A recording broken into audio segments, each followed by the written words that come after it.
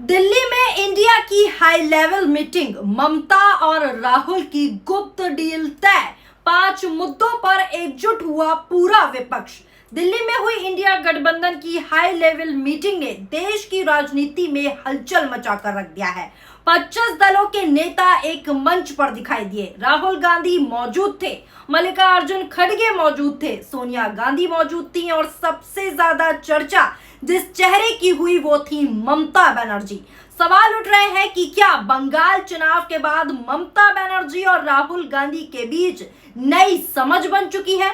क्या विपक्ष के बिखरे हुए सुर अब एकजुट होने वाले हैं? क्योंकि इस बैठक के बाद जो 5 बड़े फैसले निकलकर सामने आए हैं वो सिर्फ राजनीतिक प्रस्ताव नहीं बल्कि 2029 की लड़ाई का सीधा सीधा रोड मैप माने जा रहे हैं। और सबसे बड़ी बात, जिस ममता बनर्जी पर कभी इंडिया गठबंधन को कमजोर करने के सीधे बड़े आरोप लगे थे, वही ममता बनर्जी आज राहुल गांधी के साथ पहली कतार में बैठी हुई दिखाई दी। तस्वीरें आप भी देख रहे हैं। आखिर दोनों नेताओं के बीच क्या बातचीत हुई और किन मुद्दों पर साथ मिलकर लड़ाई लड़ने की सहमति बनी, यही अब देश की राजनीति का सबसे बड़ा सवाल बन गया है। आपको सिलसिलेवार तरीके से बताऊंगी कि क्या कुछ उस मीटिंग में हुआ। तस्वीरें आप देख सकते हैं स्क्रीन पर कि दिल्ली में विपक्ष का शक्ति प्रदर्शन देखने को मिला। राहुल ममता एक मंच पर एक साथ बैठे हुए नजर आए।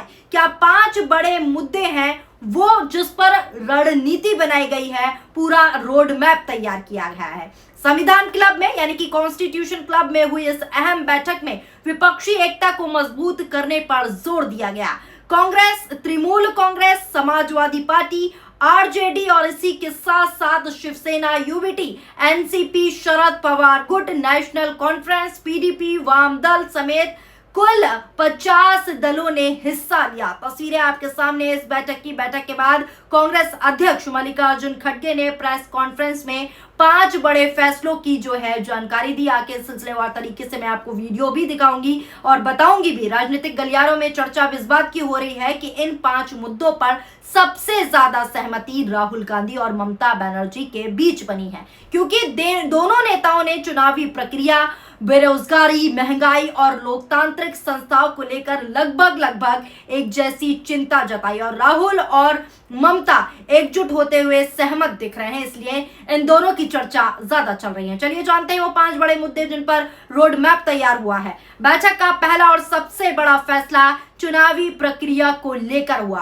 पहला अहम फैसला हुआ चुनावी प्रक्रिया को लेकर।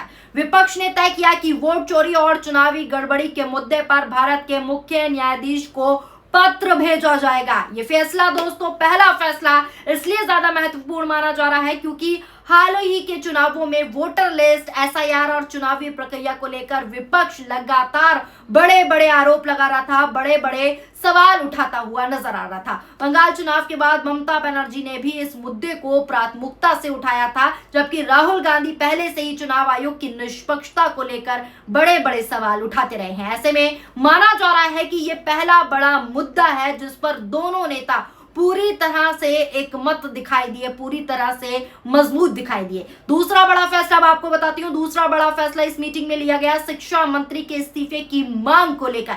बैठक में सर्वसम्मति से फैसला लिया गया कि केंद्रीय शिक्षा मंत्री के तत्काल इस्तीफे की मांग की जाएगी। पेपर लीक, भर्ती परीक्षाओं में गड़बड़ियां और छात्रों से जुड़े मुद्दों को विपक्ष आने वाले दिनों में बड़ा राजनीतिक मुद्दा बनाने जा रहा है। राहुल गांधी दोस्तों आपको बता दूं लगातार सड़क पर उतरकर युवाओं और छात्रों के मुद्दों को उठा रहे हैं, जबकि ममता बनर्जी भी शिक्षा और रोजगार के सवालों पर केंद्र सरकार को घेरने के पक्ष में थी।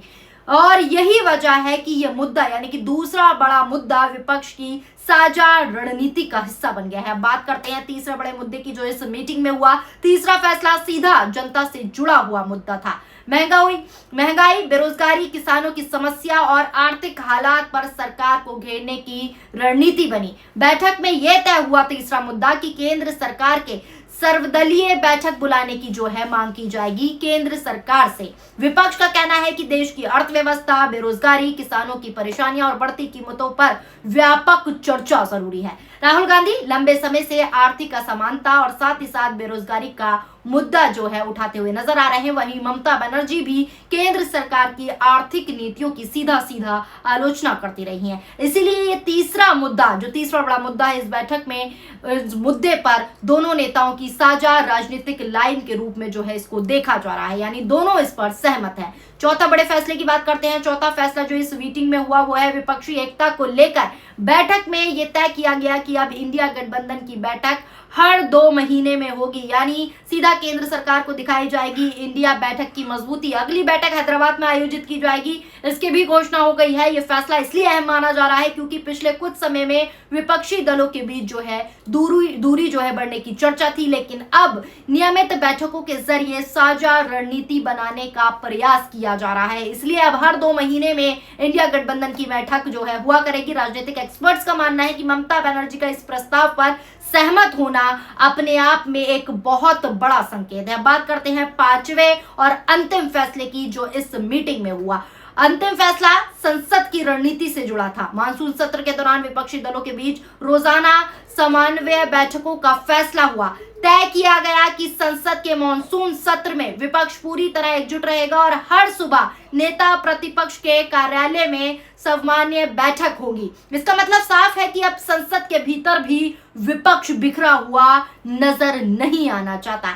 राहुल गांधी की भूमिका यहां और मजबूत होती दिखाई दे रही है क्योंकि संसद में समन्वय का केंद्र उनका जो है कार्यकाल होगा। ये 5 बड़े मुद्दे खुद कांग्रेस अध्यक्ष खड़गे ने बताए और कहा इंडिया गठबंधन की बैठक में सभी दलों ने इन 5 बिंदुओं पर अपनी सहमति जताई, इन 5 पॉइंट्स पर अपनी बात रखी है और 5 बड़े मुद्दे उठाने का फैसला किया है। हम इन मुद्दों पर डटकर काम करेंगे, यह इंडिया गठबंधन का कहना है। सुने आप भी।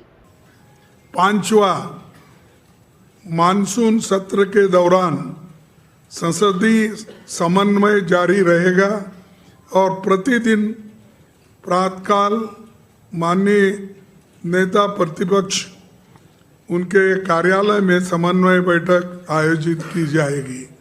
ये इतने विषय हैं और इन विषयों पे सहमति बनी है। हम सभी यूनानिमसली इसको। तो सुना आपने, इंडिया गठबंधन की इस मीटिंग में इन 5 बड़े मुद्दों पर चर्चा हुई और साफ तौर पर एकजुट होकर विपक्ष ने कह दिया है कि हम डटकर इस पर काम करेंगे। अब दिल्ली के इस हाई लेवल मीटिंग के बाद सबसे बड़ी चर्चा राहुल गांधी और साथ ही साथ ममता बनर्जी की बढ़ती राजनीतिक नजदीकी को लेकर हो रही है।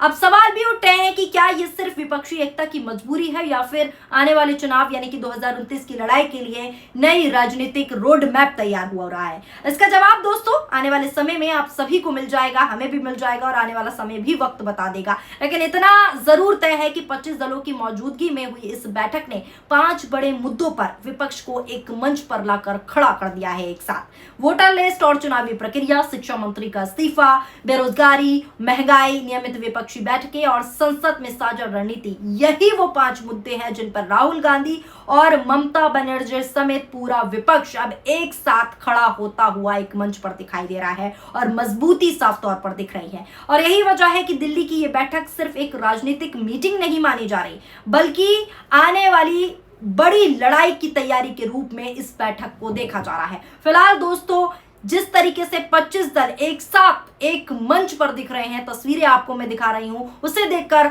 आपको कैसा लगा आप अपनी राय नीचे कमेंट बॉक्स में प्रतिक्रियाओं के जरिए जरूर दीजिएगा। अगर आप ये वीडियो हमारे फेसबुक पेज पर देख रहे हैं तो फेसबुक पेज को फॉलो कीजिए। अगर आप हमारा ये वीडियो हमारे यूट्यूब चैनल पर देख रहे हैं तो यूट्यूब चैनल PRB को सब्सक्राइब करना ना भूलें। शुक्रिया, धन्यवाद, नमस्कार, जय हिंद, जय भारत।